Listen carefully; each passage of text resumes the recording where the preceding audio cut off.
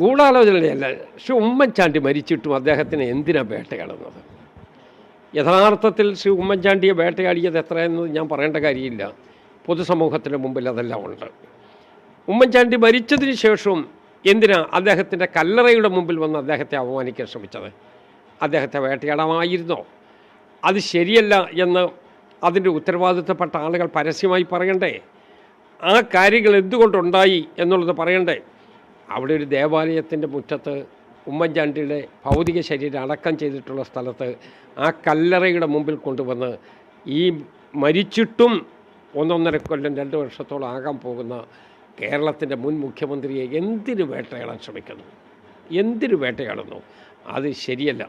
ഇപ്പോൾ വേറൊരു ശ്രീ ഗണേശൻ അദ്ദേഹം ഒരു പ്രസ്താവന നടത്തിയിരുന്നു.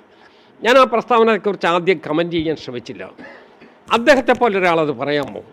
എനിക്കതിൻ്റെ മുഴുവൻ കഥ അറിയാവുന്ന ആളാണ്. കഥ പറയേണ്ടി വന്നാൽ മുഴുവൻ പറയുകയും ചെയ്യും. പക്ഷേ ഒരു തെരഞ്ഞെടുപ്പ് വരാൻ പോകുന്നത് കൊണ്ടും അതുപോലുള്ള കാര്യങ്ങളിലേക്ക് പോകാൻ കഴിയാത്തത് കൊണ്ടും യശശരീരനായ ശ്രീ ഉമ്മൻചാണ്ടിയെ വീണ്ടും വലിച്ചടച്ച് ഇതിനകത്ത് കൊണ്ടുവരാൻ ഞങ്ങൾക്ക് മാനസികമായി ബുദ്ധിമുട്ടുള്ളത് കൊണ്ടും നമ്മളൊരക്ഷരം മിണ്ടാതിരിക്കുകയാണ്. യഥാർത്ഥത്തിൽ ഇതൊക്കെ ശരിയാണോ? നീതിയാണോ? ഞങ്ങൾ എല്ലാ കഥയും അറിയാവുന്ന ഒരാളാണ് ഞാൻ. ജീവിച്ചിരിക്കുന്നതിൽ ഒരുപക്ഷെ ഞാൻ മാത്രമായിരിക്കും ഇതിൻ്റെ ഉള്ളുകളിൽ എല്ലാം അറിയാവുന്ന ആൾ. ഇങ്ങനെ ഉമ്മൻചാണ്ടിയെ പോലെ ഒരാളിനെ വേട്ടയാടുന്നത് എന്തിനാണ്? എന്ത് ഗുണം കിട്ടാൻ അവർക്ക്? എന്ത് ഗുണം കിട്ടാനാണ്? ഒരിക്കലും ശരിയല്ല.